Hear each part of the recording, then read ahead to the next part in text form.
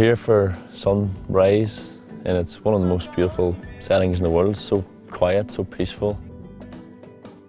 When you step out into becoming a backpacker and start travelling, doing overland trips, you start to associate with people who are not so busy striving for what other people expect of them, but they're actually going back to what they want to do.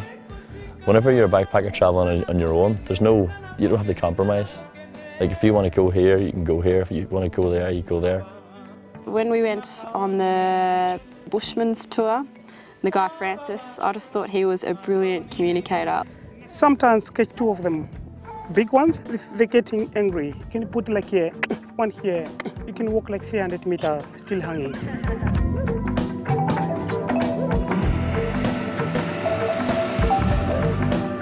Swaco Pond has like everything you need for adrenaline addict people, going from quad biking to sandboarding, skydiving, whatever.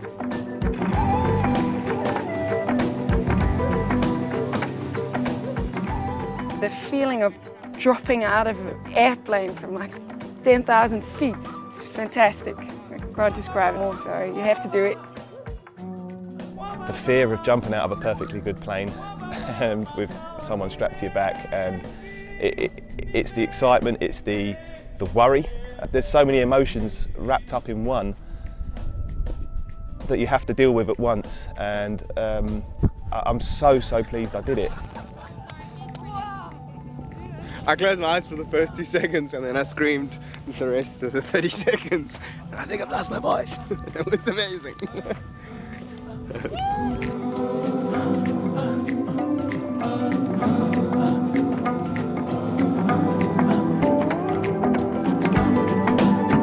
Right now we are in Okavango Delta, in the middle of nowhere in Botswana.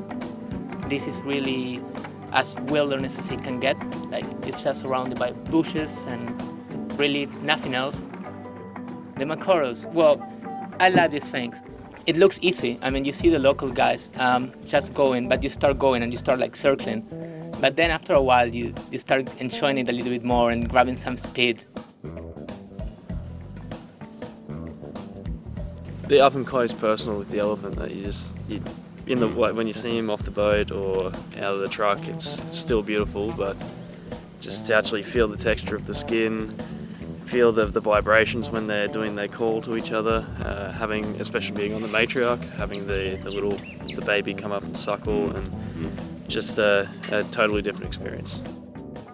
I've heard friends do overland tours and they've never said anything bad about them. Like, nobody has come back and said I wouldn't do that. I had been in and out of hostels, like at weekends and stuff in Cape Town, so there'd been a lot of brochures around and it was just a matter of picking a good one. The African travel company looked the best one to do. Every day you wake up and it's an absolutely different experience.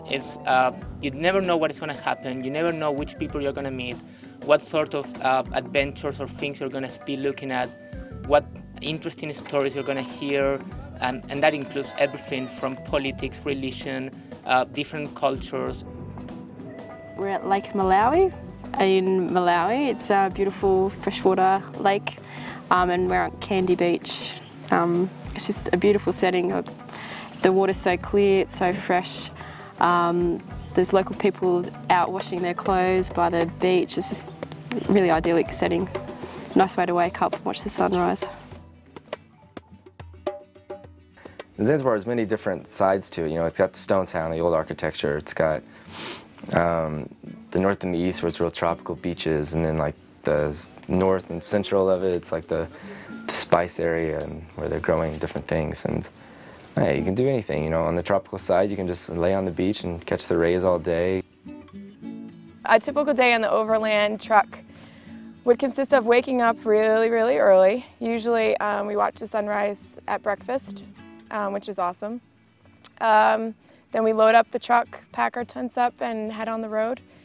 A lot of times we're driving a lot to head to the next destination, so we're on the truck, looking out the windows, waving to the locals, doing our power ballots for music, and talking to some of the most wonderful people I've ever met. You assist with everything that needs to be done, with the setting up of camp, which is your tent, and then the the food. You know, people are preparing breakfast, lunch, and dinner every day, and it swaps off. You know, the team's split into 3 groups. One day you might cook, then the next day you will clean, and then maybe the next day you're just tidying up the truck or something. And it's great. And you're there, everyone's just kind of helping you. Like, you turn into a family really fast. One time we played poker, and whoever had the lowest hand had to eat a mapani worm. It tastes like dirt, and it's very dry, so it like sucks all the moisture out of your mouth. I think that was the biggest thing that I was worried about coming to Africa, not so much like the dangers of Africa, or I was just worried about that I'd get along with the group, but it's been brilliant. I can't ask for a better group. I can't tell you how many people, when I said I was going to Africa, said, oh, I'd love to go there, but... Don't believe all the hype and sort of bad news that you hear about Africa, because not once have I felt unsafe. There are misconceptions, but you have to come and experience it for yourself. I will tell everyone and try and dispel them as best I can, but you have to come and see it.